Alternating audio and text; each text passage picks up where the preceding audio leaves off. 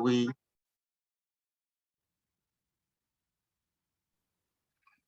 Good morning. Thank you so much for joining our discussion. My name is Katerina Ondarchenko, and I take 2 minutes of your time before I will represent our honorable moderator, Mr. Okpa, and he will give more information about our African agenda. Today we had this discussion on IGAPA platform. It's platform of government relations professionals community of people who work in government relations, lobbying, also in spheres which is work together with lobbying, like PR, law sector, also many in-house government relations professionals in our community. And I think that a new chapter of developing our community, it's very progressive, because now we have communication not only with people from United States, with people from Great Britain, Brussels, Strasbourg as places for main European lobbying, but we also share our experience, for example, from Eastern Europe. I'm originally from Ukraine, and from Central Asia, and countries in Central Asia have also crazy potential in development and in democracy development. And today we also have discussion about lobbying, government relations, and the dialogue between business, power, and community and civil society in African countries. For me, it was surprise when I have conversation with our board members, who is mostly Americans, that people know only in general how looks like lobbying in African countries, and for them it's like terra nova. So they understand that lobbying in Africa is different. They understand some cultural issues, but of course it's on the general understanding. And that's why I think that the IGAPA is not only organization which sends 2 emails by year for your membership, but also it's practical community start discussion. And I think I hope that it's only a first discussion about Africa in general, but in future we will have discussions, meetings, and I hope practical work with every country in Africa who has these practices. So from our perspective, and also board asked me to present to you that mostly for American people will be interesting questions about how legislative part works, also what is basic practices of lobbying in every country, because I understand that practices in South Africa can be different between practices in Nigeria. Also, what people understand by lobbying, because when we set lobbying, for example, in Eastern Europe, where I work, it's not directly understanding what is lobbying in, for example, Great Britain. So that's why also important what people like do as lobbying, but maybe it's not classical lobbying. For example, I don't know, PR work, media work, or some association building, or I don't know, think tank work. So all spheres which is not classical thing, but also using SGR. Also for us, very extremely interesting, who is the main stakeholders in your countries. Because I see that obvious it's in-house jars, it's association, it's companies, but maybe you have some other practices. As we have discussion before our official discussion with Abdul, he explained a little bit about lobbying practices in Emirates, and I also have practice in United Arab Emirates and in Qatar, and I also understand that practices there in government relations, it's completely different between practices in Strasbourg, for example. That's why I also invite you to join IGAPA community for people who are not members yet. And one more time, I wanted to give accent that we not only association about newsletter, we association which is practical, non-partisan association, and our main issue is, of course, share the best practices and also working together. So we are network for the better contracts to do together. For example, if people from United States need some partners in Nigeria, they can find successful partners on our network. If, for example, people from South Africa need to do some lobbying work for their, I don't know, energy association, they can find the best professionals in our network to do long-time contracts in United States. And of course, all this work in our values and in values which we work on, it's a very good work for democracy development in every country which we work in, because if we use classical, transparent dialogue and classical tools of government relations, it's of course it's fight corruption and it's do legislative acts more equal and they give more quality to these legislative acts. So on this point, thank you one more time for joining, and I want to represent you, Mr. Okpa, here join us for this discussion, and his experience extremely unique because he worked in Nigeria and other African countries with lobbying, with trade, and now he worked more than 20 years in the United States. So he can directly compare these practices, and also he very good understands mentality and business practices in Africa. So Mr. Okpa, thank you for joining, and please present also other speakers of our panel, their backgrounds, and thank you one more time for your work as moderator today. Thank you. Well, I want to thank everybody for coming, and I know you're all over the globe. Thank God for technology. We can do this without having to be physically present. Can everybody hear me? Yes. Okay. Yeah. So again, I wouldn't be doing this if not for the relationship I have with Adam. Adam called me and said, hey, there's a panel discussion, regarding Africa. I want to be, he wants me to consider doing it. And I was like, anytime anybody from Washington, D.C. is asking you to do something, for those of us who live in America, we always want to say, yes, I can do it. And then I got to meet Mr. Dachenko, and we've had some extensive conversations and exchanged messages. So today is going to be an interesting conversation, because this is, to the best of my knowledge, first time people of diverse background from different countries are getting together to talk about a subject matter, which is lobbying. Lobbying is like the individual fingerprint we all have. It's different when you go to countries, geographies, even those of us that live in America.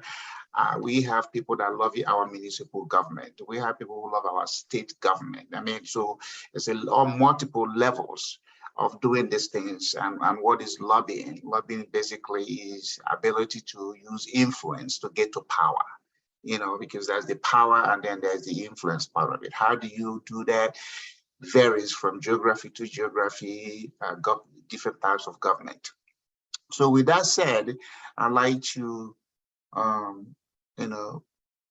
go to the speakers that are listed that will, kick this off and let them introduce themselves. I don't want to, mess it up by saying something about somebody, because when I read the resumes and the bios, I mean, I was really impressed that these are subject matter experts, especially from their own region. So that said, I'd like to, in this order, is how we're going to do the introduction. I want to call on Abdul, who is in UAE, to use, if possible, 2 minutes something like that. No more than 3 to talk about yourself, and then we go after that will be Adam, and then we have David. I hope you don't mind if I call you by your first name. I know if you're a professor, doctor, your majesty, and all of that, excuse me. But I'll just go by first name, and then Chidera, and then Soji, and then Nora. Is that okay with everybody? Yes. Yeah. So let's go to Abdul. Abdul is now, you got 3 minutes to sell yourself to the world. Thank you very much, moderator, and thank you, fellow panelists and attendees and participants. It's really an honor and a privilege to be connecting with you. Indeed, I'm sitting in Dubai, in the UAE. This is not where I live. It's not where I'm based. I'm here in a transitory moment, attending to some meetings, and then I fly out tomorrow morning. Interestingly, to Paris, and we'll talk a little bit about what I'll be doing there because it's very relevant for the topic we are discussing today. But as you can all see, my name is Abdul Wahid Patel. I am the founder and current CEO of Ethical Political Lobbying. We are a 12-year young, I like to say, government affairs practice, and we are engaged in the traditional services and offerings and solutions of public policy, legislative, regulatory development, reform, advocacy, lobbying. We provide the full gambit of government relations, liaison services. We support our clients in strategy and campaign and tactical development and execution around these issues. We work across 15 different industry sectors, everything from financial services and banking through to digital technologies, energy, automotive, extractive industries, manufacturing, healthcare, and as I said, about 15 different industry sectors. We have reached into upwards of 24 different African territories and jurisdictions, from far afield as Morocco in North Africa, in the Maghreb, to La Réunion Island and Mauritius in the Indian Ocean. And that's a vast territory to cover. So I look forward to sharing some of our insights and perspectives with you, what our journey has been to date, some of the interesting things we are doing on the continent to raise the standard for the legitimacy and the practice of ethical lobbying. And to be tongue-in-cheek, Mr. Moderator, I'm neither a majesty, a highness, a doctor. I'm just a mister. Okay, thank you. We love it when we say Mr. in America. Thank you. Hey, Adam, it's your turn to sell yourself to the world via this group.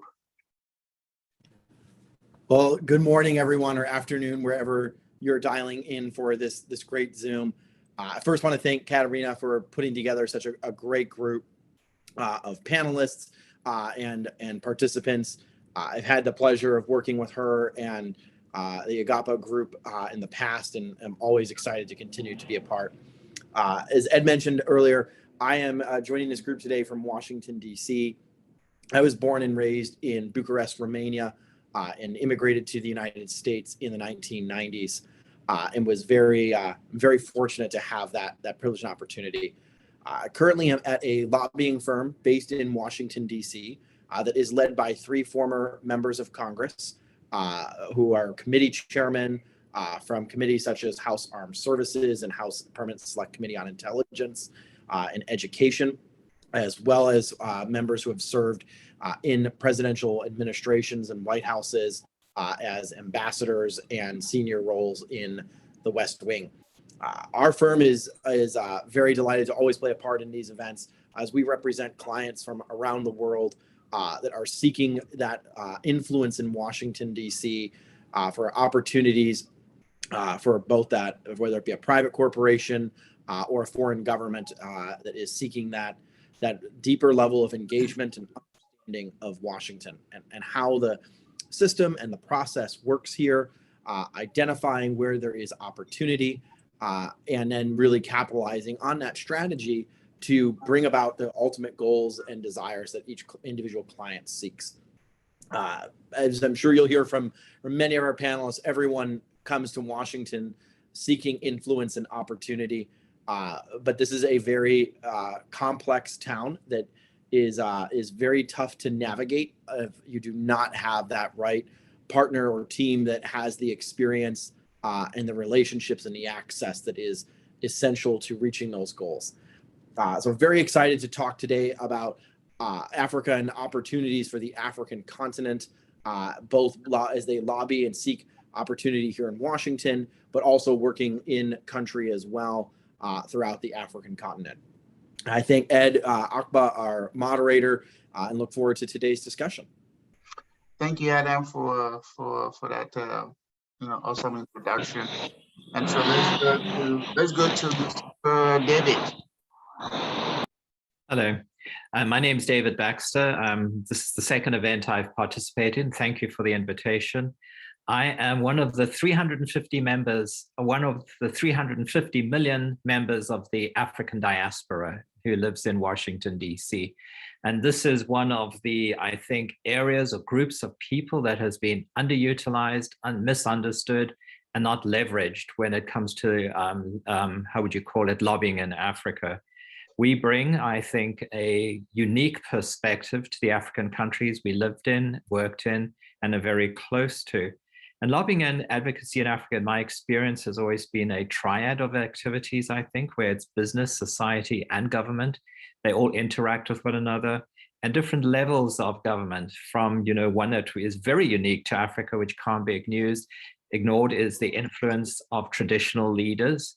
Often we think about only elected officials when we go and do lobbying, but in Africa, reaching out to the traditional leaders is also important, as well as, different levels of government. And I think, Akpa, you had said, that there's loyalty often to different cities, different regions, different provinces, different states because of the way they structured. And so in the perspective of lobbying in Africa, it's very different. I work very closely with many countries in Africa on public-private partnerships, and that's a unique form of lobbying that is involved when you're trying to build strong partnerships between the public sector and the private sector. The fact that it has to be as ethical as possible, the word was mentioned, I think, by Adam, that, we look at ethical practices. Akpa, you also alluded to that. Because there are also perceptions about African governments and African countries that I think sometimes worry us, but give us also a chance as part of the diaspora to reach out and help governments work on those perceptions. It's also should be seen, and I think in this sense, and this is my last comment that I'll make at this moment, is that lobbying in Africa is also a two-way thing. It's from the private sector to the government, but often governments are also, in a way, unofficially lobbying the private sector back because they want foreign direct investment, they want interest shown by countries. And there is, unfortunately, in many countries in Europe, as well as in North America, naivety when it comes to understanding what African countries want, how they operate. And so, again, I'll just make a pitch that the members of us who are members of the African diaspora, I think, are underutilized, but a wonderful tool for lobbying in Africa. Thank you. Well, thank you for that. And David, did you used to work for ExxonMobil? No. But okay. I did want to give a jab at Abdul. Abdul, I come from Cape Town, and I went to the other university, University of Stellenbosch. I see you went to the University of Cape Town, and we are fierce competitors. Okay. Yeah. No, well, in your introduction, sorry, Abdul, in your introduction, you brought up something key. Traditional institutions, because traditional institutions in most African countries are not formalized. But they play a significant role in influencing whatever government they have, either they're regional, tribal, or national government. My dad was a chief during the colonial time. My grandfather was a chief. So I got to see how, the formal government sectors and informal government sectors get to interact. And that's just something, to watch. So I just wanted to put that in there. And the next person we're going to go to is Miss Chidera. Hello. Hello, good afternoon, everybody. My name is Chidera Akubar, and I'm currently the lead government relations for Adobe PLC. I'm a corporate strategist. I'm also a government relations and external affairs specialist, and I work in the downstream oil and gas sector in Nigeria. And honestly, I'm looking forward to having very great connections with everybody on this call. And also in Nigeria, lobbying is done quite differently because I've listened to everybody, because in Nigeria currently we don't have a structure for lobbying. So lobbying in this region is actually performed quite differently because of the inherent challenges that we have in our environment. So I look forward to participating in conversations, and of course I'm connected to everybody else on this call. Thank you. Well, thank you for that. And I'm sure you will have a lot of questions, and then let's see what the challenges are when we get into the chat side of it. And so my next stop is Soji Akinyele. I guess I got it right because I'm married to a Yoruba woman. Yes, you did. Interestingly, I'm married to an Igbo woman, so I think we did an exchange there. Yeah. Yeah, good afternoon, everyone. My name is Soji Akinyele, and I really look forward to very interesting conversations here. At the moment, I advocate, policy in terms of women financial inclusion for Africa, starting with Nigeria, Egypt, Ethiopia, and I do that for an international NGO based out of New York.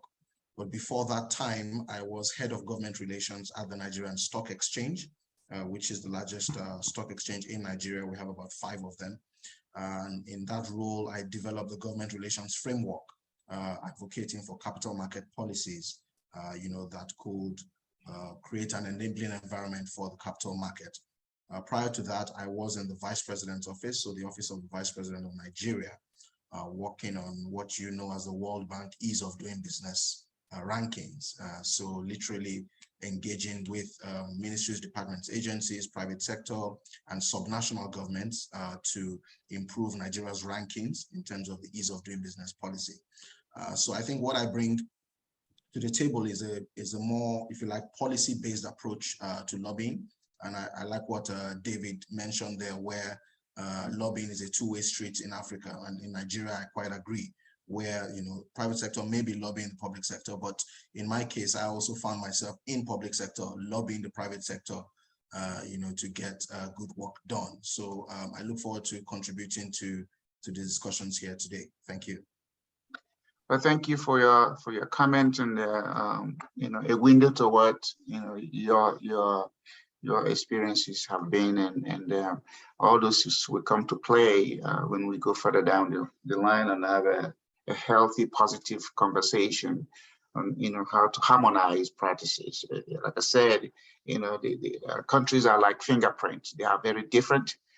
Any way to impose something oftentimes is met with resistance and pushback. So what we try to do here is, afford a recognition, so that when you go in, when you leave your geography, like I'm in Texas, when I'm going to Oklahoma, even though I'm licensed to do real estate in Texas, when I go to Oklahoma, that license does not carry over. So I have to find a local person, to work with me to get this done. So thank you for your introduction. And then we're going to go to Nora Ali. Nora, where are you based in, and sell yourself to the group and the world? Okay, well, hi, everyone. Good afternoon. My name is Nora Ali. I am based out of Washington, D.C. I'm originally from Somalia. Overall, I am the founder of Aligar International and also CEO of Bold Branding Group. My expertise really focus on government relations, marketing strategies, public partnerships, and international development. Currently, Africa does play an important role in the global market with some of the fastest growing markets in the world, and really a young, growing, rapid urbanizing population. When it comes to the government relations we focus on anything dealing with private sector, like actual businesses that want to expand to the US market, but also corporate companies in the United States right now who want to expand to Africa, political lobbying, particularly candidates that's running for office in Africa. But when we're doing government relations, I just feel that it's really important to be mindful of how these activities are going to have an impact on the population, particularly the people in Africa. And just really lobbying or advocating for initiatives and companies that are really focused on investing into the people, let it be their investment when it comes to expanding their ability to access to knowledge, new skills, and just kind of overall ensuring their well-being. I do agree with what a few of the other speakers were saying, particularly David saying that, you know, there is an inner section of or interconnection when it comes to business, government, and society in Africa. And I definitely do believe that we can't lump all African countries together. It's actually impossible. Government relations is done completely different. And I will want to focus throughout the discussion. I'm definitely going to focus heavy on how there isn't a system, I would say, for government relations in Somalia right now, but there is opportunities to create that. I will focus heavy on when it comes to government relations and advocacy work in East Africa, particularly in Ethiopia, Kenya, and Somalia. Thank you. Well, thank you. We've heard from all the speakers that are listed for today's event. So what I'm going to do is I have some 4 or 5 questions that I'm going to throw out. And I want each person who's going to address it, especially the speakers. And then we go in that order. Abdul, I was told you have a short time. You're going to be leaving shortly. Is that true? Yes, moderator. I do have a bit of a time constraint. I will try to stay on as long as possible. I could probably stretch it for another hour. Okay. From now, beyond that, I may start having a problem. Yeah, we're gonna squeeze blood out of stone with you in that 1 hour. So, hey, so now you know the conference is basically open. You've heard from the speakers, and so we're gonna go to the subject matter. The subject matter is lobbying in Africa. You know, how is it different? How is it progressive? How does it benefit Africa? How does it benefit those lobbying for Africa? Again, like Nora said, Africa is 54 countries. They are very different in many ways. And so when the world say Africa, you know, what Africa are we talking about? Are we talking Africa of West, East, South, North? And then when you get into that region, are you talking about a particular country? So when you give your examples, I would love a particular country situation without divulging information that may be, you know, business sensitive or political sensitive. So my first question is, how is lobbying different from bribery? Because at the end of the day, you know, there's 2 things you do with political class. There's the power structure, and then there's the influence structure. So when you're lobbying, you're trying to get to the power structure to do something in your favor or in the favor of whoever is sponsoring you. When you're bribing, you're still doing the same thing. It's just that one might be looked upon as being illegal and under the table and all those other things that go with the word understanding of corruption. So Abdul, what is lobbying based on your experience and based on practical experiences you've had in the areas that you have worked in? Thank you, Mr. Moderator.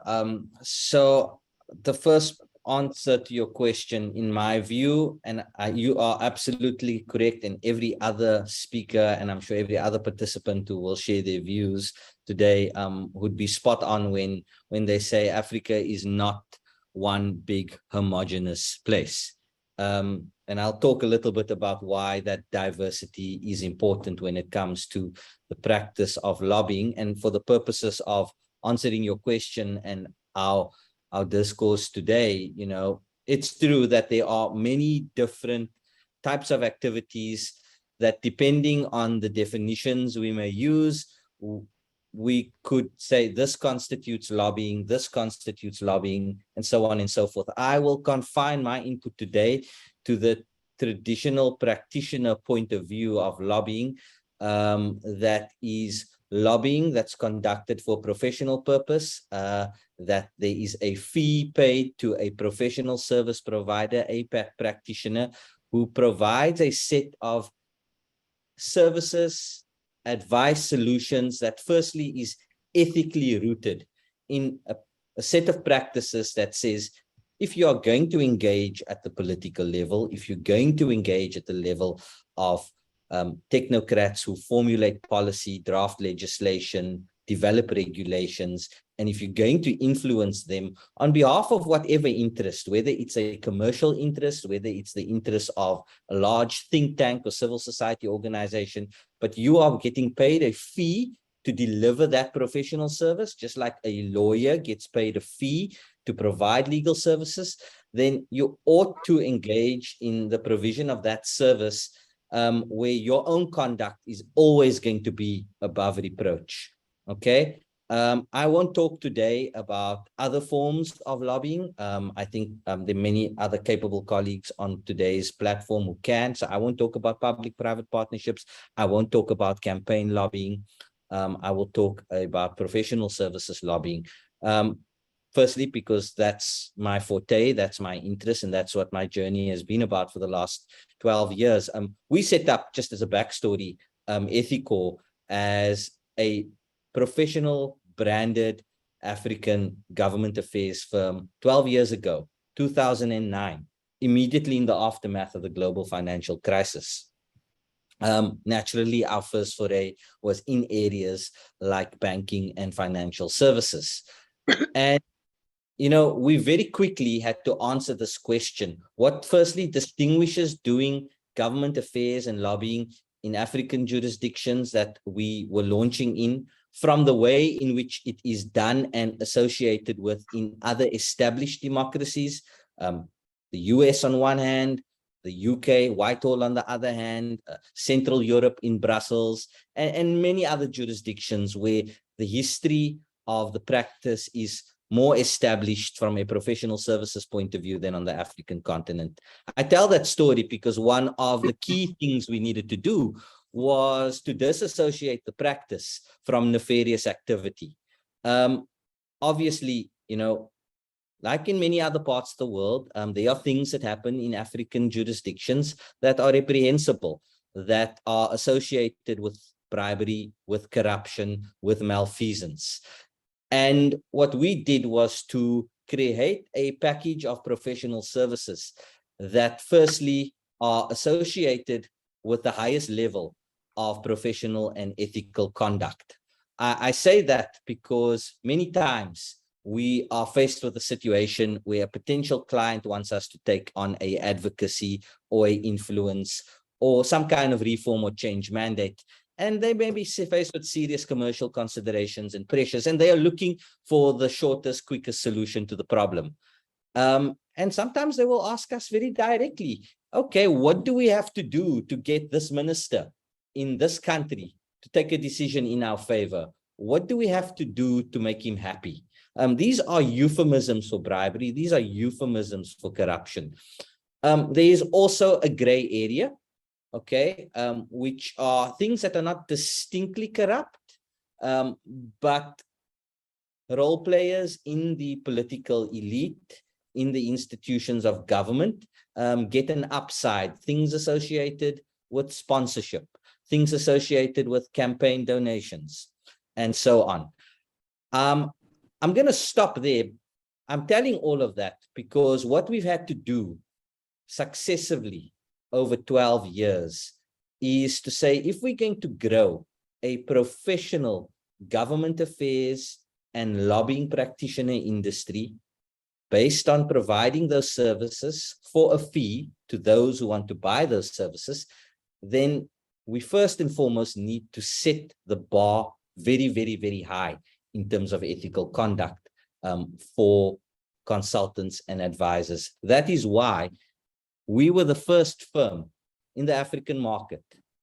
Nearly 7 years ago, we did the first ever African continental study on the state of the regulation of activities through statute, through constitutional provisions, and through other regulatory frameworks across all 54 African states to arrive at a determination as to what guides, what informs, and what may even regulate professional lobbying for a fee as a service on the African continent. Needless to say, I think my learned colleague from Nigeria made the point that, needless to say, in every single African jurisdiction, we came up with a different set of indicators. There is no single African country to date that has dedicated legislation and regulation around lobbying. Many African countries have strong constitutional frameworks that very directly enable lobbying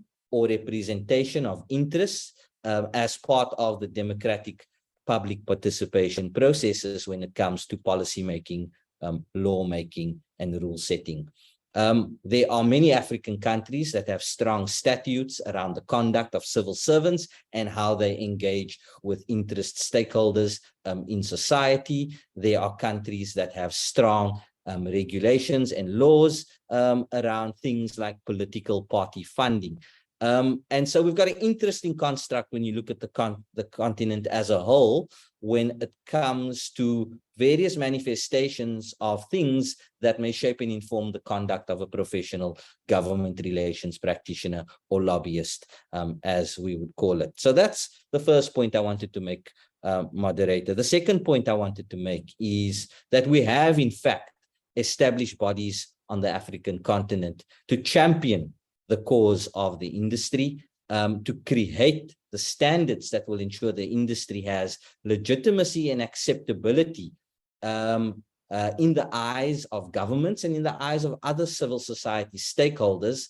That makes it clear that, firstly, this is not an industry that is engaged in nefarious practices, that those who do bad things must face the consequences of the law and the consequences of not being able to engage in market activity.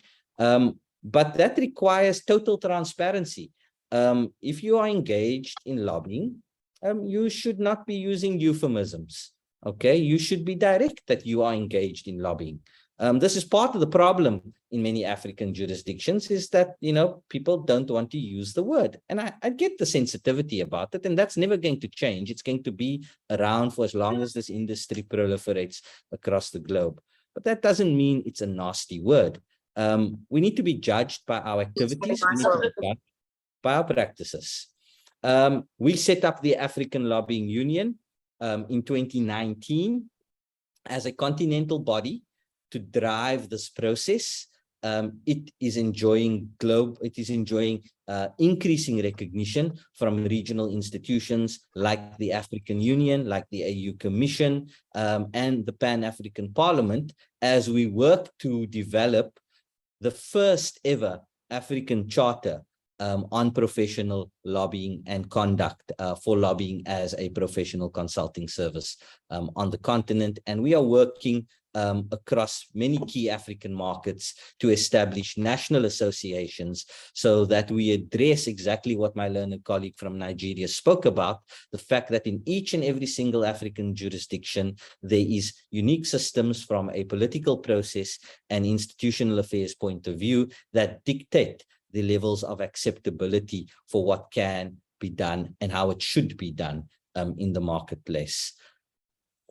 Okay, thank you. I think I'd like to inject a housekeeping rule here so that we can be, you know, brief. And so since we have so many people, this is what I'm going to do. Like a soccer player, which I was, I'll give you yellow, and then I'll give you red. You know, when I raise my yellow, that means, you know, take it down to 30 seconds. And then, you know, when 30 seconds come, if you're going longer, I'll give you this. So again, the next person who's going to jump on this, Adam, I'm not going to skip you because you're US. I'm going to go to the people that are incontinental, talking about the continental experiences. It is, you know, the same question, you know, is lobbying different from bribery? And then also, when you said, if you are registered, because again, like in US, if you're going to do lobbying, you have to be registered. You know, you have to know who you lobbying for, what are you lobbying against or for, who is paying you. I don't think I'm concerned, I'm very familiar with the Nigerian system. I'm sure you know that those things are not, that they are not registered people. You know, you go over there and romance the stone. Hopefully, in romancing the stone, you don't bruise your hands and you get something done for your client. So, yeah, with that. That said, I'm going to David. Adam again. Excuse me. I'm going to skip you as I go to David, and then David, you have 2 minutes. 2 minutes. Это конференция сейчас 2 онлайн. minutes. Как делает I will keep it very simple. So one thing I think it's very important is we need to distinguish between lobbyists and facilitators. That's a big African term that is often used, that I'm a facilitator and I can make things happen for you. And, you know, and those type of people often are doing it because you have to ask them what's in it for myself. You know, they don't really care where it goes. The ethical behavior is important. And, you know, so one of the things that I think as a lobbyist, especially if you come from the diaspora and you are going from the United States with a US company, for example, and you're trying to help them make inroads in an African country, is also to declare that whether you have any conflicts of interest, you know, whether you are related to that minister, to that power broker or whatever, because there's really important, as what people said, transparency in all the processes is incredibly important. And you don't want to subvert competition when it comes to very large procurements or events or initiatives. It's true that the enabling environment has to be improved in the African countries as well as in the United States, because often there are gray areas that are undefined. And, you know, one thing that I just want to mention, and this is a very short comment and then my time is up, is that anyone from the United States who goes to African countries and is involved in any of these high stake interactions with governments is, how would you call it, will be accountable under the Foreign Corruption Practices Act. So you need to get your act together, because you can't say I didn't know or whatever afterwards, because the US government will come after you if you're involved in nefarious activities. So I hope I met my time allocation, but those are the comments I wanted to make. Well, you know, I didn't blow my whistle, so you're good. Again, it's important to make those distinctions, because, you know, US is, you know, for lack of a different word, an advanced society, and we have been involved in, you know, how we influence our government people, you know, how do we interact with our government people. You know, for instance, I serve on the board. I'm a member of the Texas Securities Board. Before then, I sat on the Texas Bank for Economic Development. There are no time that any one of us board members can be in a location except we are having an authorized meeting, because once board members are gathered in one location, it's considered there is something going on there. So some of these things are what distinguishes us from a lot of the practices. For instance, if you go to Nigeria, you will not be unheard of for the governor to go to a party with every member of his cabinet, or anybody who wants to see him and interact with him. In US, such a thing will not happen. So it's all like people influence government and authorities in various ways. The thing is, how do we migrate to where it is, you know, transparent? It gives people in the country or people who want to compete the level of confidence that, hey, I'm getting a fair shake out of this, as opposed to, hey, he's my brother-in-law, he's my classmate, he's my blah, blah, blah, all these other things that get rolled into play in order to have something get achieved. So my next stop is going to be Chidera, for you to give us 2 minutes of your own experience, and if it's possible, you know, is there any difference between, I mean, you work for the oil company. I know oil company is one of the biggest things in most African countries, and I know the stories about how they do their things is common knowledge. So is there anything that you know that is different from lobbying and bribing and getting things done without our official channel? Chidera, where are you? Okay. I'm right here. Okay. So I'll just like to make a quick clear-cut distinction between bribery and lobbying. So in Nigeria, there is actually no regulatory body that regulates the lobbying in this industry. However, bribery and corruption, as I know, is actually buying power for cohesion. However, lobbying is actually influencing based on intellectual prowess. So in Nigeria, as it is today, in, you know, as in Nigeria as it is today. So like I'd like to say that bribery and corruption is not what lobbyists do. Although because the framework right now in Nigeria, actually, there is no regulation behind lobbying. So a lot of people actually ask the question, is lobbying actually legal in Nigeria? And the question is really, and the answer is really simple. So in respective that lobbying, you know, there may not be any law or regulation behind lobbying in Nigeria. However, a lot of companies in Nigeria have like government regulations professionals, external affairs professionals, and these individuals are saddled with responsibility of lobbying on behalf of their companies. So irrespective of the fact that there is no like statutory body or regulation that regulates lobbying in Nigeria. However, government relations professionals in Nigeria and external professionals in Nigeria, what we do here right now is that, so what we do here right now is that in Nigeria currently, although there is no regulatory body, what we do is that we try to follow the structure that has been laid down by other people. And then in Nigeria currently, although there is no like lobbying body or external affairs body, but bribery and corruption is definitely, it's basically buying power for cohesion. And lobbying in Nigeria is actually influencing public policy based on intellectual prowess. So that's the distinguishing for us. So lobbying and bribery and corruption are two very distinguished school of thought. So a lot of people might say, oh, because there is no regulatory body in Nigeria, maybe lobbying and bribery and corruption might be the same thing, but they're two very, very topics. And I would like to say that lobbying in Nigeria actually and bribery and corruption in Nigeria are two very, very topics. They're not the same. Bribery and corruption has to do with actually buying power for cohesion, while lobbying has to do with intellectual prowess, influencing for intellectual prowess, influencing public policy in order to and sway the law in your favor, whilst the other one is actually more for cohesion. So that's really what the situation is right now in Nigeria. But thank you for your examples. And my question is, whether lobbying or bribing, you know, the thing is, somebody has an expectation of an outcome that suits whatever it is they want to do. And so whether they are doing it under the table or on top of the table, the thing is, what is the outcome? So my question for you is, in the case of Nigeria, since there is no formalized lobbying sector, there's no law behind those things, do people that do it, do they disclose, Mr. XYZ or company XYZ is paying me XYZ money to do XYZ for them? I mean, are those things ever been thought of, even within a corporate environment, to say, hey, I've been approached by so person to talk to the managing director to do XYZ? I mean, is it just, so currently in Nigeria, what we really have are individuals who are government relations specialists, public affairs specialists, or affairs specialists.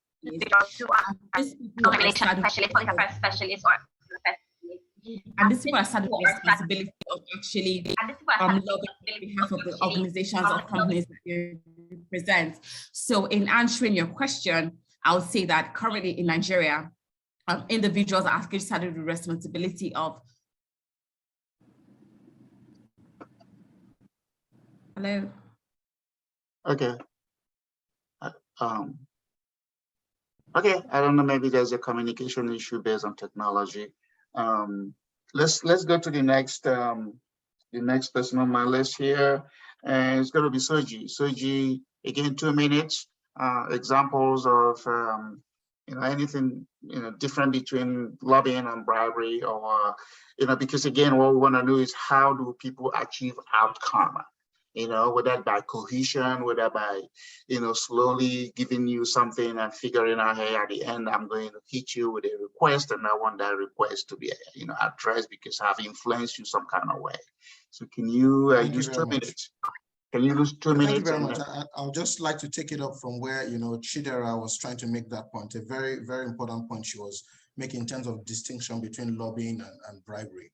While those, you know, if you like, a regulatory structure, a legal structure does not exist for lobbying, in this case in Nigeria and perhaps most of Africa, what we find is that corporates typically have what you can call a government relations framework, or ethical policies that guide the activities of their external affairs, public affairs, government relations, or corporate communication specialists, who are typically the people within those corporates who engage in what you may define as lobbying. So ultimately, those frameworks tell you what can be done or what cannot be done. And usually they are global standard frameworks. I mean, so for instance, gift policies as to what value of gifting can be done to a government official, what kinds of meetings can be held with a government official, reporting interactions with government officials.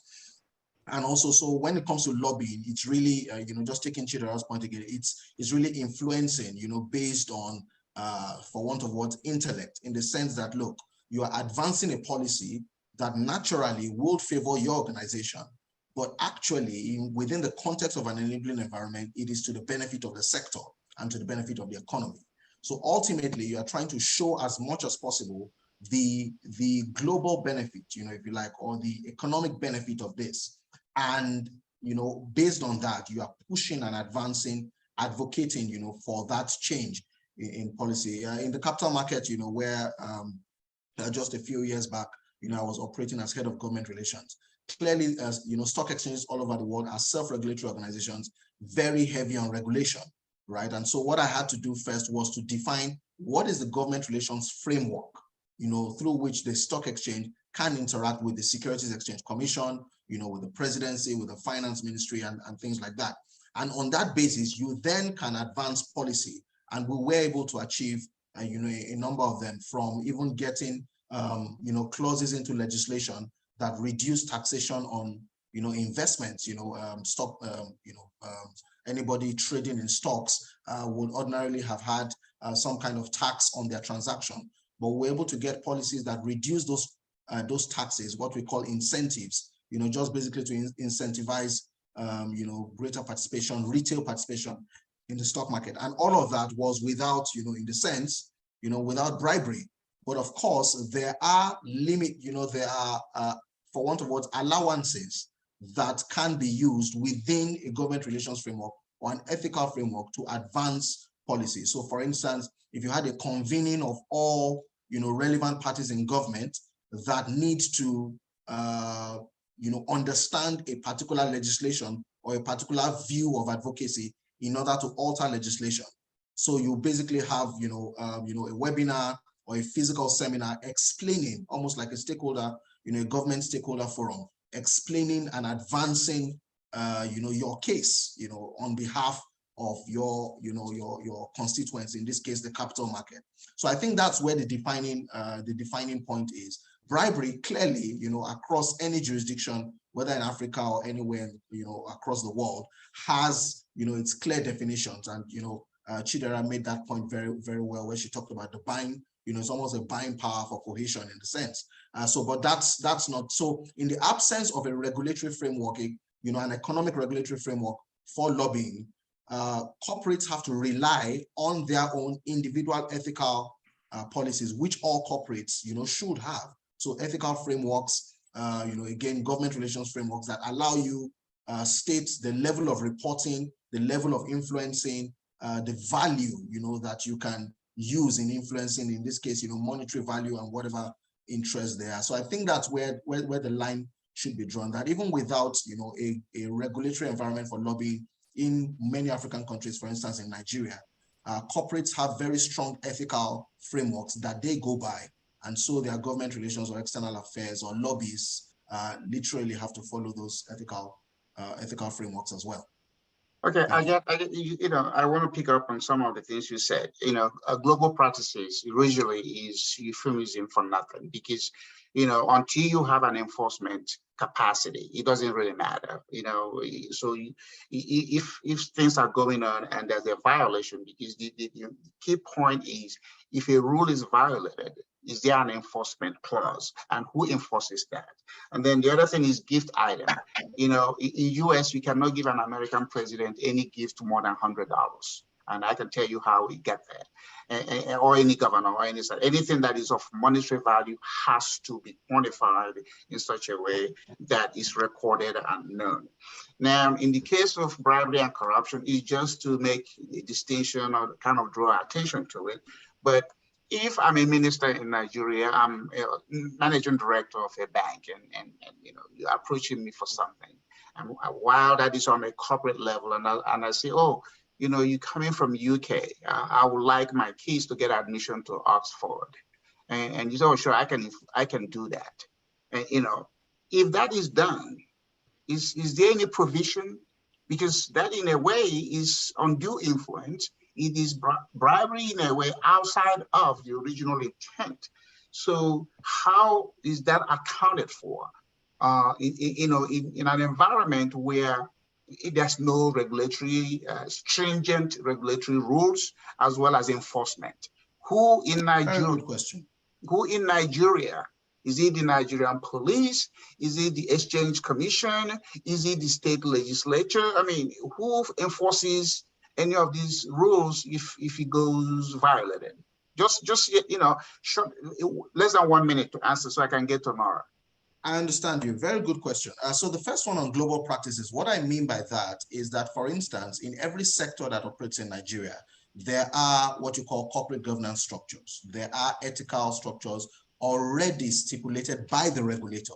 So the regulator already, from a reporting point of view, from corporate to regulator, already looks at the practices of individual corporates or of individual organizations and flags any unethical practices. And we have examples from the Economic and Financial Crimes Commission, the Independent Corrupt Practices Commission, even the Corporate Affairs Commission, the Inland Revenue. We have these organizations, and they do that from time to time. Sometimes you find very scandalous and large-scale, violations, and sometimes you find, things that are below the radar, just small-scale violations. But all of these are penalized. The extent to which penalty is then enforced, right, is perhaps where we have the argument. But to say that there is no penalty, that's not correct. The second point then is where you talk about, value and all of that. And I still insist that to the extent that, lobbying in this side of the world is literally still being done from the corporate point of view, the first person that has the responsibility to follow, ethical practices is the corporate itself in setting up a structure that says, okay, I cannot give a minister beyond, like you explained, the $100 value. We actually had that in the stock exchange, where we have, value to gifts that can be given. Some organizations tell you cannot accept anything unless it's actually a branded material. So it's a company souvenir, basically, and nothing more than that. So in a situation where, a government official is then seeking, the example you gave, so help my kids get into school, or pay their scholarship or something, those things have to run through a corporate structure. So how do you report on your accounting that you funded, school fees for a minister? Because you cannot report that on your accounting, that already shows that you cannot do it, right? Because it's not, do you classify that as CSR, or do you classify, you can't. So to that extent, those are things that are already limiting you from doing that. And that's the kind of practice, that I experienced, in the organizations that I've worked with, where even when certain solicitations were made, because, by accounting reporting standards, by ethical framework standards, we cannot do such things, then ultimately, you have to find, again, I think that was David's words, euphemistic ways to say no. And I think that's where the discipline has to be, how you say no while still smiling and keeping your foot on the ground. Well, thank you. Again, this conversation, the reason for this is for us to be, honest and practical. It's never intended to make it a feel-good situation, because, as we know it in Africa, 54 African countries, as long as most countries have existed before independence and after, there are still challenges. There are still very global concern about how do you get things done. So we have to be, I said, you know what, here is our situation. Our next chart is going to be going forward. What do each countries need to do? You can't do this thing as ECOWAS community. You can't do this as African Union. You have to be country specific in order for you to, entrench and institutionalize, conduct. Maybe other people might can copy and paste. But, as we know it in Africa, the global perception it is, is a free for all. If you are able to get in there, you can get anything done. You may not, that may be just be lousy comments to make, but that's what most people outside of the continent think. So David, have something to say before I go to Mara? Yes, just very quickly, I think one of the things that can be done is to hold those who are caught accountable. Because so many times it's just a light slap on the wrist and a ha ha ha, that was a joke, and don't do it again sort of thing. So there's no, how would you call it, pain with that sort of associated with activity, and governments really need to get serious about that. Yeah, that's why I said the enforcement part. For instance, I'm in the real estate staff. If I've written an appraisal report and then it goes to a lender and I start to talk to the lender to try to influence them to make the loan, who in America enforces that? It is the FBI, and it's a very serious, matter. So when I write an appraisal report, I don't write it for the client, I don't write it for the lender. It's an independent, but in the case of Nigeria, because I used to practice estate management there, they collude. There's a lot of collusion in order to have a loan approved. That's something different. So let's, Nora, give us your experience and if you can talk about if there's any difference between lobbying and bribery. So I guess there is a difference, I would say, particularly when it comes to Somalia. I want to kind of highlight, like, when it comes to structuring, right, or actual having the systems. I would say that right now, Somalia, similar to a lot of countries in Africa, there's a lot of issues that are more important, I would say, for the government to create structures or even like policies and so forth, than try to police how lobbying is done. Lobbying is not new in Africa. It's been done, I would say, for my end. It's something that kind of, I guess you could say, I inherit from my family, particularly just because of their influence when it comes to government. But then I really got into lobbying, I would say, and understanding that the reality of it is there is corruption, there's bribery going on. We cannot dismiss that. I think it's more understanding it and understanding how we can create the right systems, the right policies, the right laws, so that these things can be prevented. When it comes to lobbying, I would say that we have to be mindful of, I would say for me, it's kind of just having the ethics of understanding, like, if something, something it's wrong, you shouldn't do it, right? And in a lot of cases, I've either heard of or come across, deals that's being made and there's people being paid off, right? So I will say that there is a different, I think it depends on the individual. I think it depends on the actual company and how they do business. When it comes to the actual people on the ground, there is bribery going on to a certain level. So it's like the question I would say more is just in hand of, like, who, from a government standpoint, who is responsible, right? I know in the United States, we do have, policies and bills and so forth that regulate lobbying and government relations and how they actually interact with, let it be businesses or government officials, and how they actually structure or actually get these deals done. From our end, we typically, do have a process when it comes to dealing with any government or also any private client, private sector client. But at the same time, like, to move the needle in these countries, and like I said, I'll highlight Somalia, there is situations that there's bribery. It's really you making that conscious decision that you don't want to take that rod. And I feel like the narrative of government relations and lobbying is being pushed right now heavy when it comes to Africa.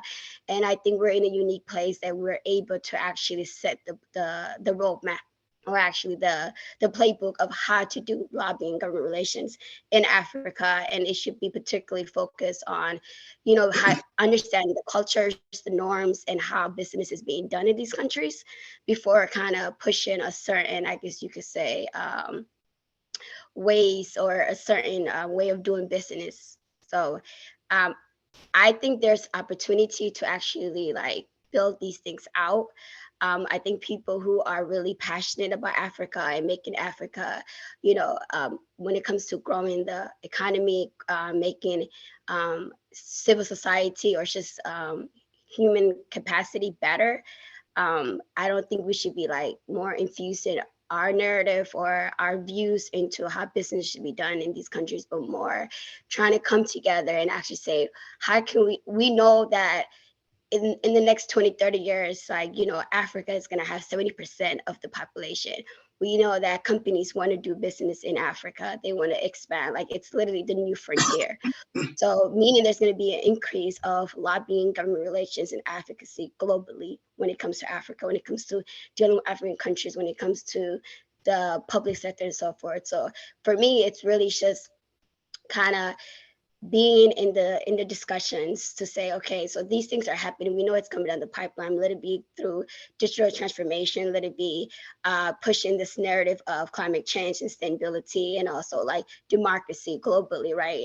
Inclusive democracy. That's kind of the new term, I would say. So it's more like, how do we engage with these different countries, their governments, and also support in creating an infrastructure, a system that actually helps rips the benefits for all parties involved, business, government, and the people. Well, thank you. You have the mic. I'm going to come back to you because we're going to go to the next phase of questioning, which this time is solution and more like, is Africa losing anything by not having the proper structure for lobbying, whether it's corporate or whether it's government, because those two things are not mutually exclusive. They all feed off each other. But before I go to my question, conflict of interest is a major issue, whether you are doing it politically or for business. And I was fortunate to come to America when the banks and savings and loans, were failing. Actually, I wrote a policy on how to liquidate failed bank assets in 1988. Before then, in US, there was no conflict of interest, i.e., a bank manager can lend money to their, brother-in-law and vice versa. And then that's why, the financial institutions crashed back in the 80s. Then Congress came back and passed a law which is called FIREA. FIREA stands for Financial Institution Recovery Reinforcement Act, that became effective in 1992. And in fact, if you want to go to the political side of it, it was under those conflict of interest situation that Anita Hill, challenged Thomas Clarence when he was being nominated for the Supreme Court because of something that was going on in their place of employment. So when countries recognize what is wrong with the way they do things, in the case of Africa, again, specific African countries, what are the steps that either the citizens, the corporate said, hey, we got to do this. This has not produced for us the needed outcome. Because remember, at the end of the day, it's about the outcome. This has not produced. A few people have taken advantage of the non-regulatory environment, and they have gotten rich at the expense of other people. Are Africans mentally equipped to engage their corporate as well as their political class in order to make a difference in lobbying? So Nora, you got the microphone. Please, we are 11:08 now. We have another 20-something minutes to go. Do you have any specific? You can talk about how do we get to this other level in order to make this thing benefit everybody, not a few. You got 1 minute. I would say, like, right now, I think at least from the approach that I work in, I would say it will come more from an advocacy standpoint, an actual more like a collective, and not so much an agency or a government. I think it has to come from the people. It has to come from the experts. It have to really come from the people who are interested in Africa. Like, I truly believe if you are a corporate company and you want to do business in Africa right now, you should be mindful when it comes to human capital and social capital. And you should always make sure your approach, your strategy should be engaging with the government, the public sector, but also like investing into the people. Right now, we need to be focusing on human capital and social capital when it comes to Africa. It doesn't matter if you are coming from energy, if you're coming from technology and so forth. If you are really like here to make things better in Africa and not push this narrative we've been hearing consistently, right? It's really, at least from the approach that we take, it's like being mindful of the direction Africa is going. And I don't think it's one entity. I think it's a collective of people who can be a voice for this. There isn't really anyone really discussing these topics, right? How do you do government relations in Africa? Who do you engage with? You know, you can have a great idea, you can have a great project, you can, but also at the same time, it's just being mindful that we, particularly, I would say from the West, we cannot just push our agenda and our self-interest into lobbying. So it's like really adding this human component, I think, into the way we do government relations, and also being mindful of the direction we're going as far as just the world as a whole. And that there's this, like I said, new fight, and I wouldn't say fight, but there is this new hunger again for Africa. So it's like, as a collective, how can we push an agenda that actually create a structure, right? Or at least some type of like playbook of how to do lobbying, and then hopefully engage with the governments so that they can push that. So it's multiple layers. Let it be organizations, let it be the experts, let it be businesses. It's more like, I would say, from an initiative standpoint, and not just government passing a law or a bill or so forth and implemented that into their government system in that country. Okay, so again, this is going to be a question on yes or no answer. Okay, Katrina, you want something? Can I also ask maybe after this like wheel of questions also represent, for example, such algorithm, how we can do, for example, we have two situations. So first situation, it's let's not American, like Emirates company come to any African country, and for example, they wanted to do lobbying which connect with prices of some raw material or export of raw material, because usually like tax policy, it's the main point of lobbying work.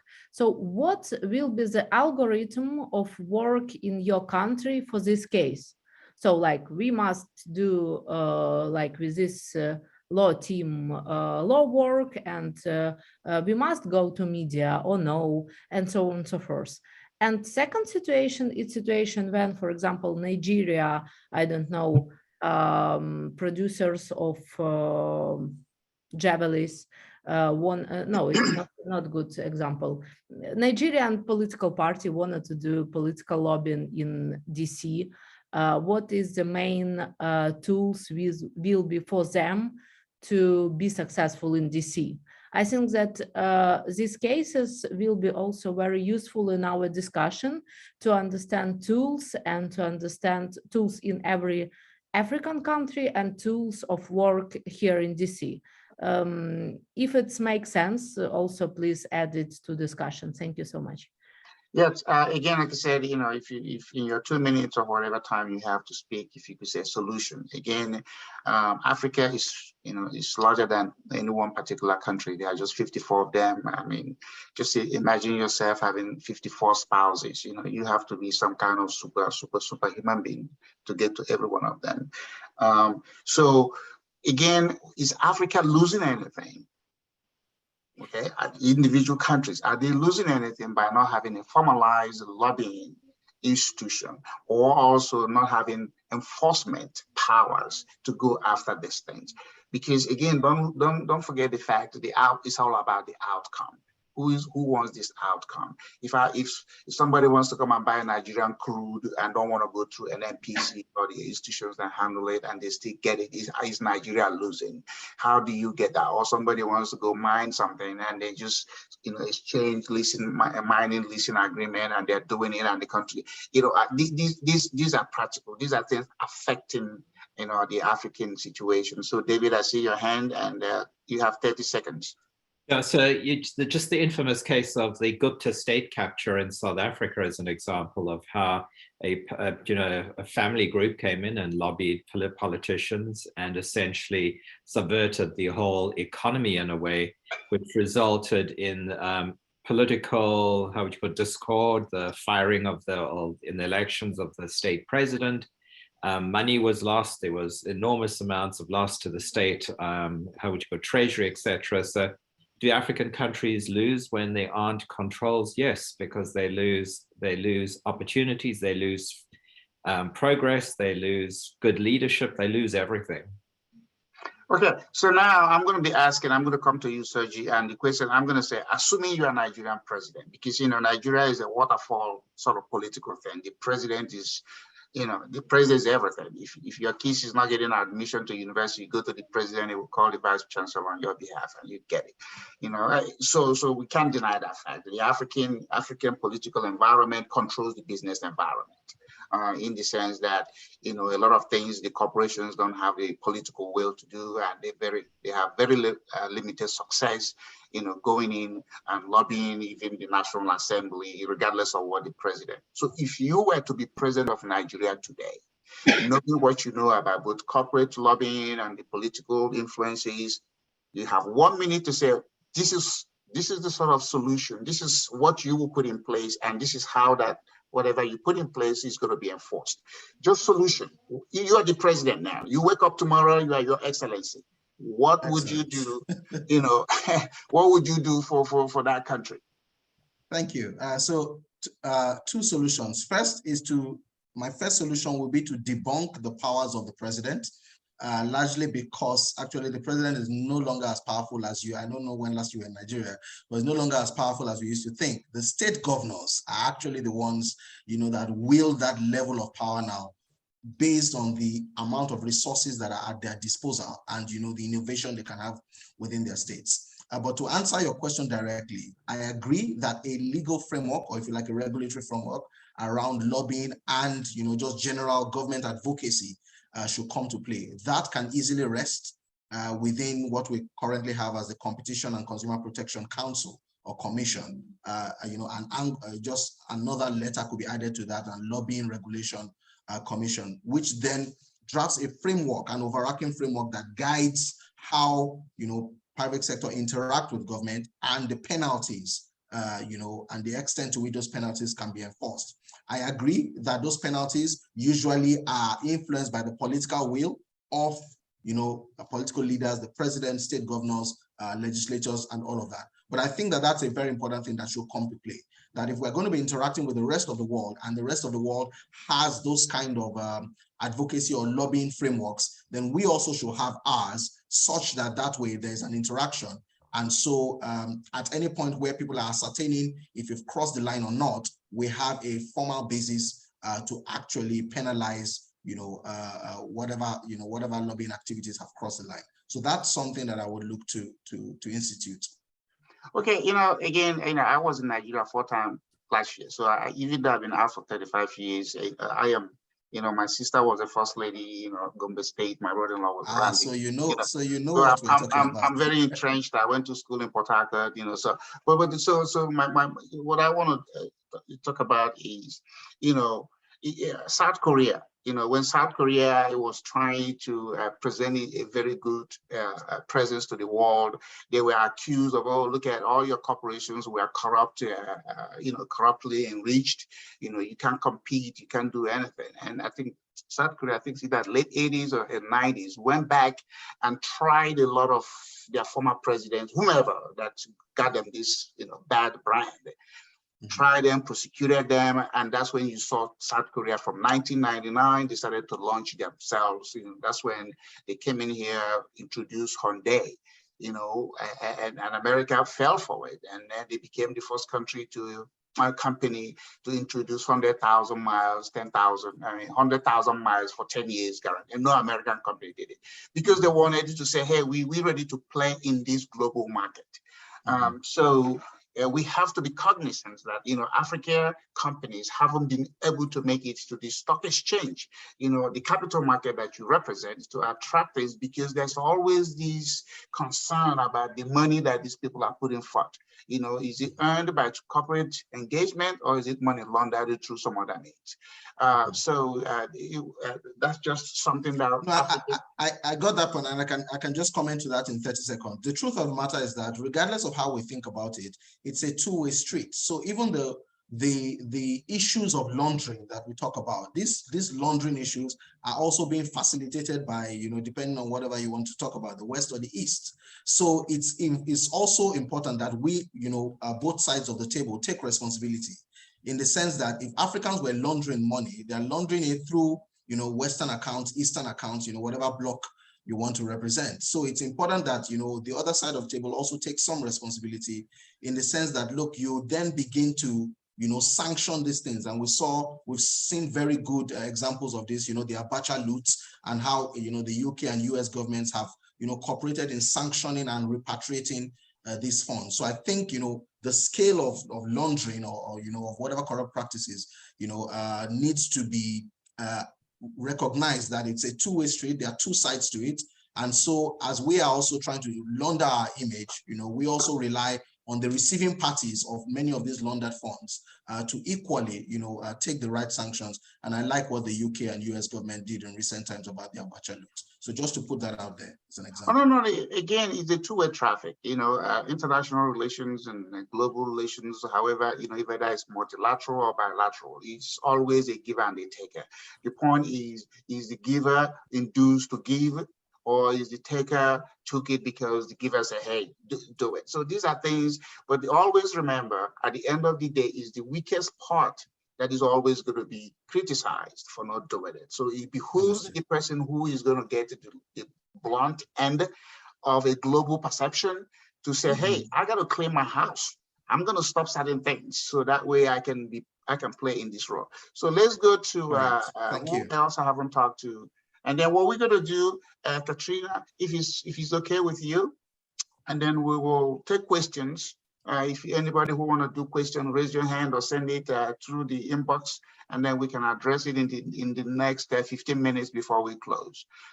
You know, this is a very interesting subject because he's talking about, like Nura said, is about the human capital. You know, the human capital ability to produce, you know, can be shortened and shunted if the environment don't even create the opportunity for them to do that. And so at the end of the day, when you look at the 4 factors of production, you know, is the human capital that is most important. Once that human capital is given an environment, you will find out that they will do what they will excel. Everybody's not going to move to Europe. I don't think it was God's intention, because he will put us in one geography. But what we gotta do is be able to be potentially positive in wherever we live, so that we can do better for ourselves. And if we're going to migrate, you know, that's a choice. So let me go to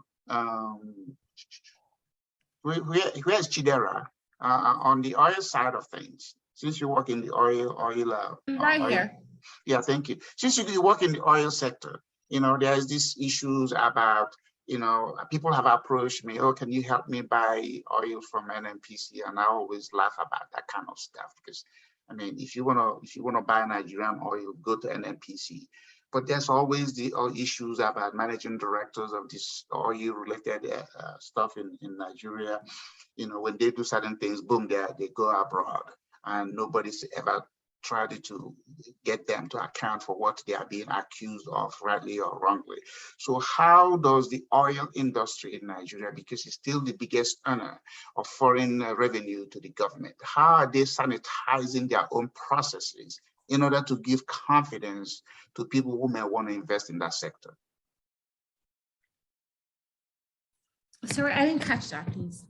No, my question is, since you're in the oil, you work in the oil sector of Nigeria? Yes, I do. Okay, so, and the oil sector is the biggest earner, foreign exchange earner or revenue earner for Nigeria. I'm just saying, because of the size of the revenue they bring, they have, you know, tremendous influence. But it's also one of the sectors that has, you know, some of the most outrageous allegations, whether true or false, and they have not addressed it. You know, the former oil minister is outside of the country, the one before it, you know, there are so many people that just come over there, do things and take off. Is there anything that the oil sector people are doing in order to minimize the bad reputation that comes to that industry? currently and in the Nigerian oil and gas industry. I currently work in the downstream oil and gas industry, and I must say that we're governed by certain principles. So, for instance, in the Nigerian oil and gas industry, in terms of lobbying, there's certain techniques that we adopt. So if you're talking about the techniques adopted for lobbying in the Nigerian oil and gas industry, I will just take you through several techniques. And then one of the techniques in lobbying in the Nigerian oil and gas industry will obviously be cultivating relationships with the public officers. So currently in Nigeria, currently in the Nigerian oil and gas industry, lobbying. Hello, I don't know if you can still hear me, Mr. Okpa. Yes, I'm listening. Yeah, I see.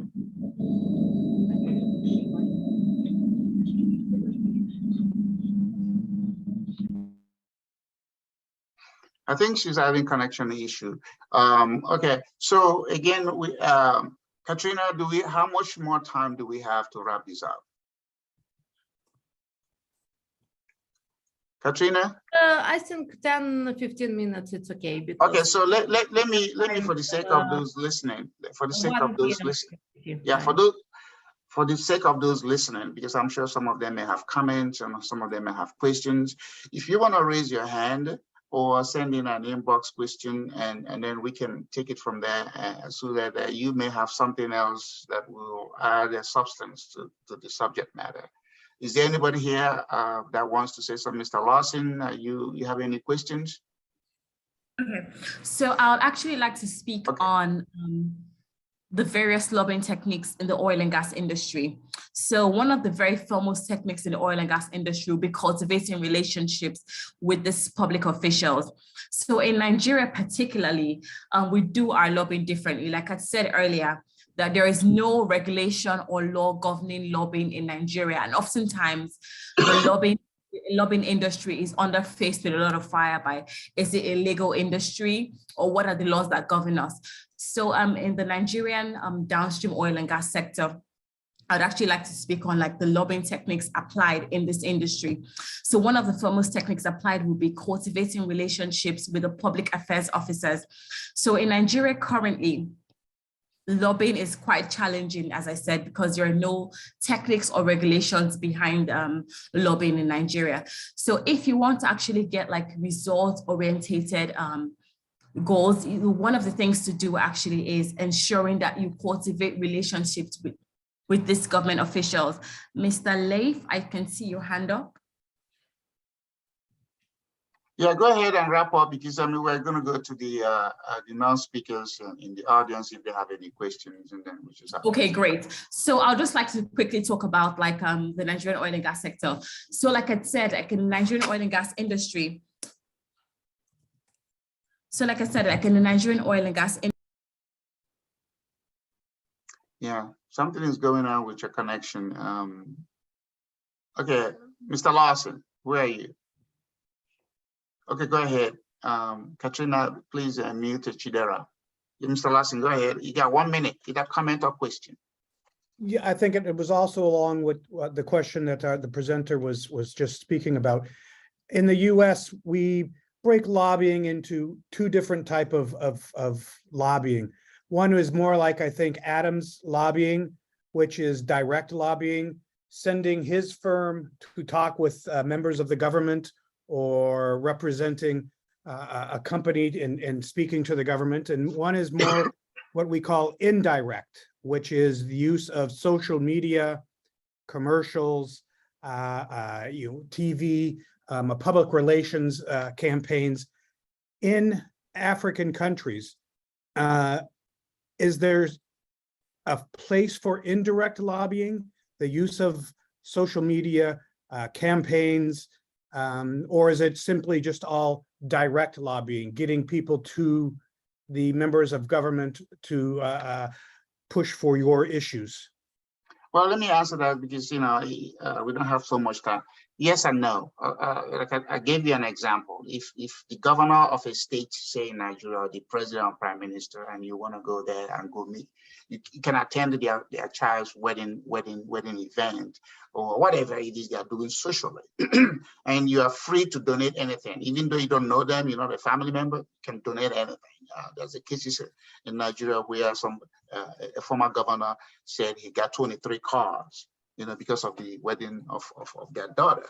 Now, is that lobbying? Is that undue influence? What is that? So stuff like that go on, and there is no regulation. There is not a concern about limiting this, because when people are in power, remember, there's the power and then there's the influence that go with it. The person who has the power, can say, hey, this is what I want to do. It's you that is looking to the person who has authority to say, hey, can you do this on my behalf?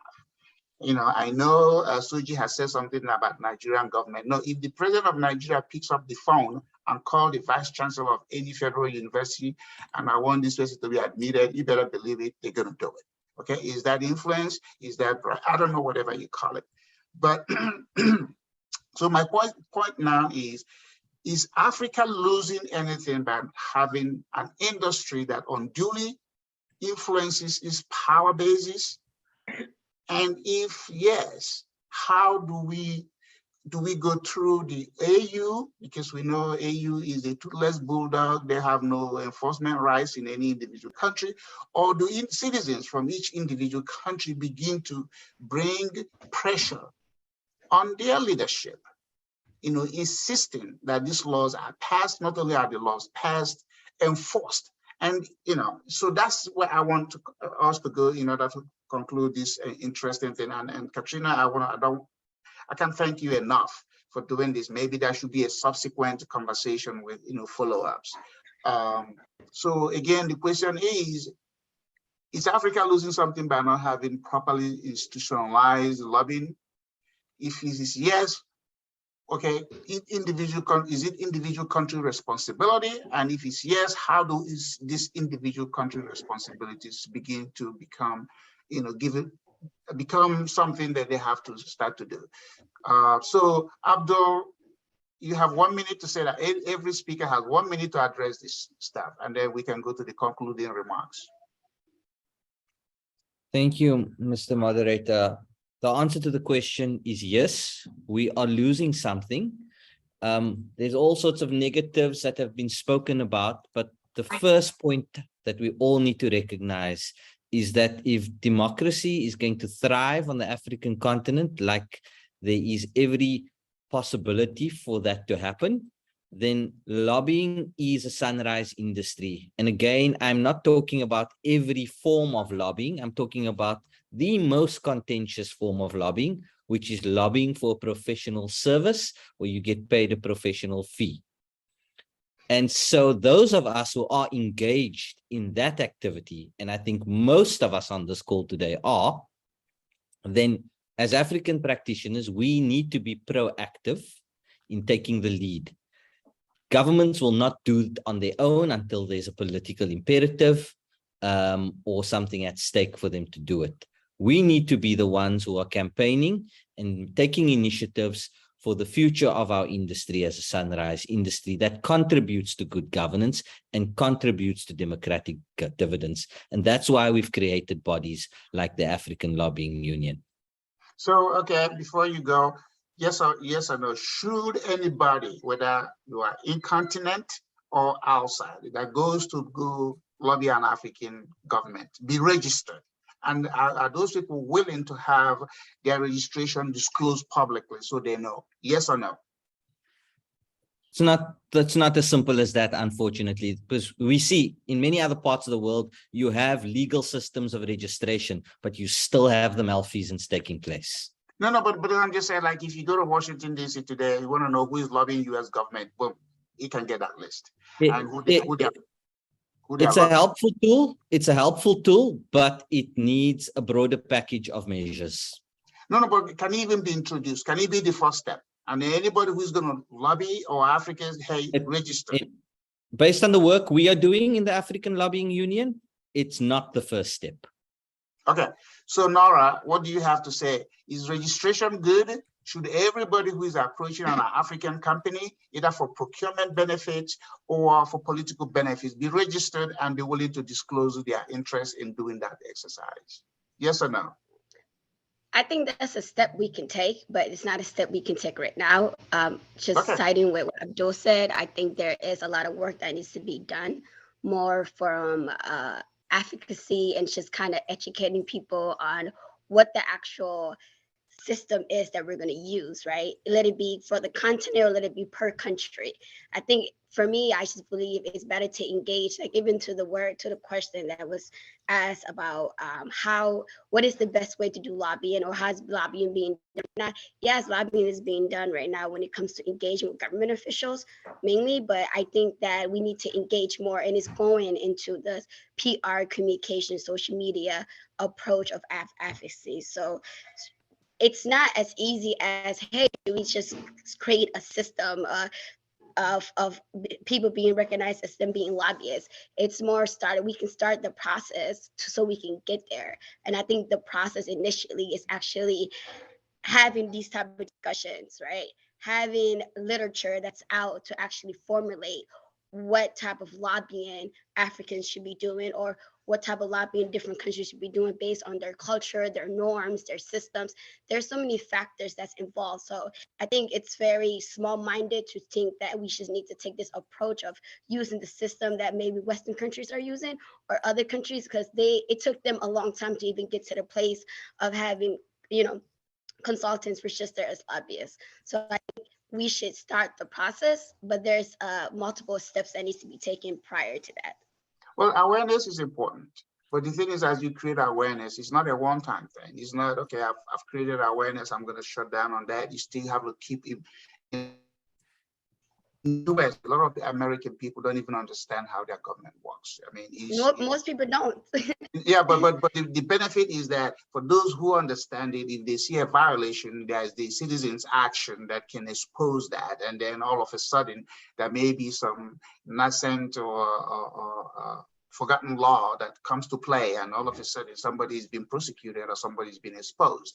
So awareness is important, but then after you do the awareness, where do you go next? Do you begin to, the actual legal documentation of, actually, that's what I'm saying, legislation. It's legislation and enforcement. Working with like local, because you have, for example, in Somalia, you have the federal government, you have federal states. I think it's similar to how Nigeria is. So to do anything in Somalia, you have to first get the buy-in of the federal state, which is they have their own precedent. And then you engage with the federal government, right? So there's so many things that's I think people have to get acknowledged in first, or at least educated in, and then we can go into actually submitting some type of policy bill or some kind of regulation that governments and consultants, as I guess you could say government relations consultants, can follow. So okay, it's this sense of like checks and balances, I guess you can say. Yeah. Okay, David. Again, solutions, awareness, and enforcement, and crafting an image that at least begin to tell the world Africa is ready for business. Africa has been there as a continent as long as any other, or even longer, but somehow it has become, the grandfather that has been forgotten. Okay, so how are Africans, whether they are diaspora Africans or domestic Africans, create this bridge? Because if you look at the end of the World War II, a lot of Western Europe was destroyed. But within 15 years or 10 years of that happening, the Europeans who came to America and became white people, so to speak, went back and corrected that and told Germany, England, France, this is what you can or cannot do. Who is going to be that Black person outside of the continent that can go and bail the cat? Because globally, the Black race brand is one brand that is out there. Is it tarnished? Is it about to pop? But somebody has to step up the game, or speaking to transparency, speaking to about what we are losing for doing the things the way we've been doing it. And that's why everybody thinks they can go in there and get what they want. So David, 1 minute or less. So I think, we need ethical people who have a true love for their country's common future and common good. not just their own. Because as soon as you just want to represent yourself for your own interests or a specific party's interests without having an ethical value or platform behind you, you're not going to be doing good. It's all about, you know, he who shouts loud and beats his chest loud and gets the most sound. And I think one thing just to end is that answering your question, yes or no, yes, it is a possibility for lobbyists in Africa, as long as they are supported by an enabling and reinforceable environment that protects the reputation of lobbyists. That's the most important thing. Okay, Soji, again, 1 minute. And now you are president of Nigeria and you want to get that country right. And you have to, like we say, Texas, kick some, behind. So what is that thing that you see happening? And you do it regardless of your tribe, regardless of your personal friends who may get unduly affected. What is that thing that you, Soji, and now your excellency, what would that thing you do? Well, connecting it to the question you've asked everybody, I think I believe that registration, or if you like, incorporation, is a very important step in operating in a country. So to the extent that you want to be lobbying the government, I like what David said, within the right ethical boundaries, and of course from a position of love for your country, then you should register. There should be some kind of register or incorporation list that contains, people that are people or agencies that are practicing in ethical lobbying. Just the same way we have a list of donors. So for instance, in every developing country, you have donor agencies, multilateral agencies that work within that country, right? And they are all registered. In the case of Nigeria, they are all registered technically with the Ministry of National Planning, because a lot of the donor activity they do, right, is connected to national planning. So there should be, for transparency, I also agree that there should be awareness on, what ethical lobbying means and the benefit it has for society. A number of companies, may need to come together in their sector to advance certain policies, that are beneficial to the sector, with the government from where it's sitting, in Abuja or wherever, may not be able to imminently see unless it is exposed to them. And that is what lobbying, policy advocacy in this case, can do. So I agree with, a level of transparency, which means get registered within the country. And of course, a level of awareness, which means explain, through communication means, media, how ethical lobbying actually advances, economic benefits. Thank you. Good. Okay, Chidera, 1 minute.